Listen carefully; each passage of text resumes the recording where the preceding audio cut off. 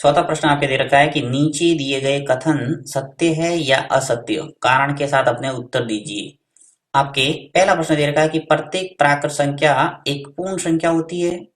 दूसरा है प्रत्येक पूर्णांक एक पूर्ण संख्या होती है। और तीसरा दे रखा है प्रत्येक परिमेय संख्या एक पूर्ण संख्या होती है। अब इसका पता लगाना है कि ये कथन सत्य है या असत्य है।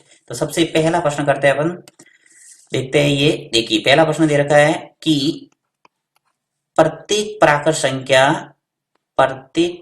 संख्या एक पूर्ण संख्या होती है।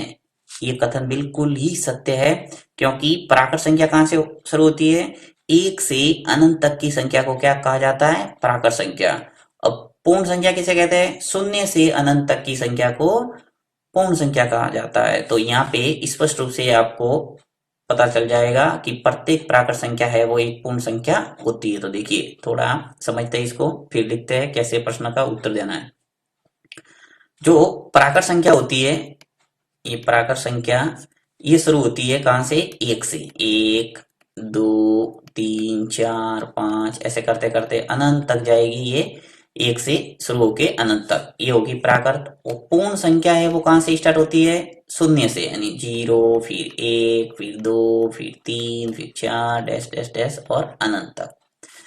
तो ये कह रहा है कि प्रत्येक प्राकृत संख्या, प्रत्येक यानी एक से लगाकर अनंत तक जो संख्या है वो एक पूर्ण संख्या होती है। तो पूर्ण संख्या तो होगी, क्योंकि यहाँ पर भी देखिए जीरो से स्टार्ट हो रही है, यानी एक से तो स्टार्ट हो रही है। एक से अनंत तक संख्या इसमें मिल जाएगी, ये सभी संख्या इसके अंदर मिल रही है। इसका मतलब क्या हुआ कि प्रत्येक प्राकृत संख्या एक पूर्ण संख्या होती है। तो इसका जवाब किस ढंग से देना है, इसको मैं हटा देता हूं सभी को। उत्तर इसका लिखना है कि कथन है वो क्या है? सत्य है।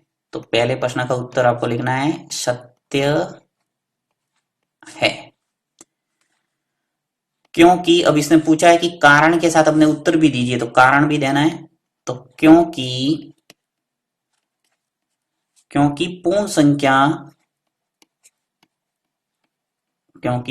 संख्याओं के संग्रह में, यानी पूर्ण संख्याओं की जो सूची होती है उसमें संग्रह में सभी प्राकृत संख्या भी होती है। सभी प्राकृत संख्या भी होती है। यही मैंने आपको अभी बताया कि वो जीरो से स्टार्ट होती है, यानी एक से तो आएगा ही उसके अंदर। तो एक से अनंत तक की संख्या सब मिल जाएगी आपको पूर्ण संख्या के अंदर, इसलिए सभी प्राकृत संख्या पूर्ण संख्या होती है। तो यहाँ पे आपने लिख दिया कि सत्य है, क्योंकि पूर्ण संख्याओं के संग्रह में सभी प्राकृत संख्या भी होती है, केवल शून्य ही अतिरिक्त होता है। ये भी लिख सकते हैं, केवल शून्य केवल शून्य ही अतिरिक्त होता है। यानी एक्स्ट्रा जो संख्या है वो सिर्फ शून्य ही है, बाकी एक से लगाकर वो की वो संख्या है पूर्ण संख्या के अंदर भी, तो शून्य ही एक अतिरिक्त होता है। नेक्स्ट आपके जो दूसरा प्रश्न पूछा है कि प्रत्येक पूर्णांक एक पूर्ण संख्या होती है। अब देखिए पूर्ण संख्या क्या होती है और पूर्णांक क्या होता है, ये पहले समझते हैं, उसके बाद में इसका जवाब देते हैं।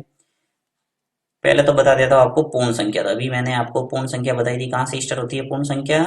पूर्ण संख्या जो होती है वो है शून्य से स्टार्ट होती है, यानी शून्य से अनंत तक। शून्य से स्टार्ट होगी, शून्य, एक, दो, तीन, चार, ऐसे करते करते अनंत तक जाएगी। यानी शून्य से अनंत तक की संख्या को क्या कहा जाता है? पूर्ण संख्या। फिर ये कह रहा है कि पूर्णांक, तो पूर्णांक है वो कहाँ से स्टार्ट होती है? पूर्णांक के अंदर सभी जो पूर्ण संख्या वो तो आती है, साथ में ऋणात्मक संख्या भी जुड़ जाती है, यानी समस्त ऋणात्मक एवं पूर्ण संख्या पूर्णांक कहलाती है। तो यहाँ पे अगर संख्या रेखा के द्वारा अगर मैं दर्शाऊं इसको, तो यहाँ पे देखिए बीचों बीच में जीरो आ जाएगा, जीरो, फिर एक, फिर दो, फिर तीन, फिर चार, और यहाँ से इधर हो जाएगा -1, -2, -3। ये है पूर्णांक की लिस्ट। यानी आपको कह रहा है ये कि प्रत्येक पूर्णांक के अंदर माइनस वाला भी आएगा और प्लस वाला भी आएगा। क्या ये पूर्ण संख्या है? आपको स्पष्ट नजर आ रहा है कि ये जीरो से यहां से लगाकर ये जो है वो यहाँ पे आपको नजर आ रहा है कि 0 से स्टार्ट हो रही है पूर्ण संख्या, परंतु जो माइनस वाली संख्या ये आपको इस लिस्ट के अंदर नजर नहीं आ रही है। इसका मतलब ये कथन है वो क्या है, असत्य है। तो यहाँ पे अपन लिख लेते हैं कि कथन है वो असत्य है, क्योंकि यहाँ पे ऋणात्मक संख्या पूर्ण संख्या की संग्रह में नहीं है। चलिए इसका जवाब देते हैं, इसको मैं हटा देता हूं। जवाब लिखना है आपको दूसरे का जवाब देना है असत्य। कथन है वो क्या है, असत्य है। क्यों, क्योंकि क्योंकि पूर्ण संख्याओं के संग्रह में,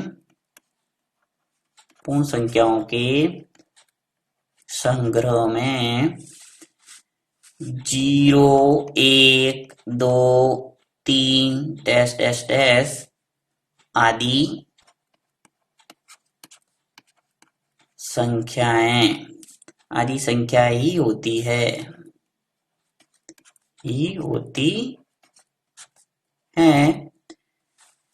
ऋणात्मक संख्या नहीं होती। ऋणात्मक संख्या जैसे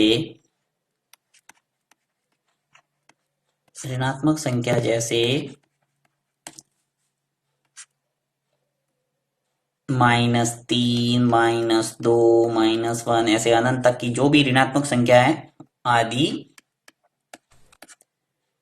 नहीं होती।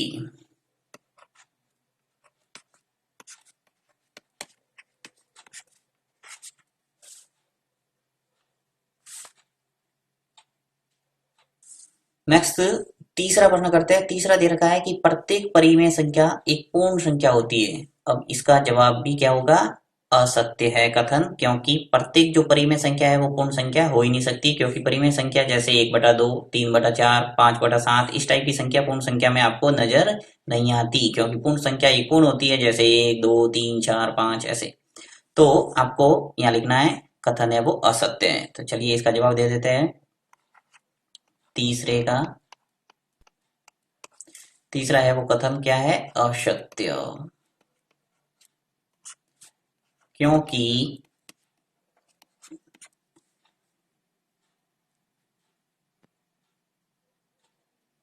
1/2, 5/7, 7/9 आदि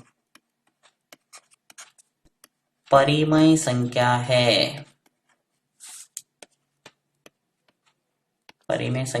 है, परंतु ये पूर्ण संख्या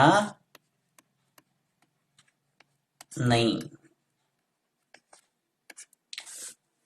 देखिए इस कथन को थोड़ा समझते हैं। परिमेय संख्या किसे कहते हैं, ऐसी संख्या जिसे P/Q के रूप में लिखा जा सकता है, उसे परिमेय संख्या कहा जाता है। ये मैंने परिभाषा सबसे पहले जब पाठ की शुरुआत हुई तब सभी परिभाषाएं मैंने अच्छे ढंग से एक्सप्लेन की थी।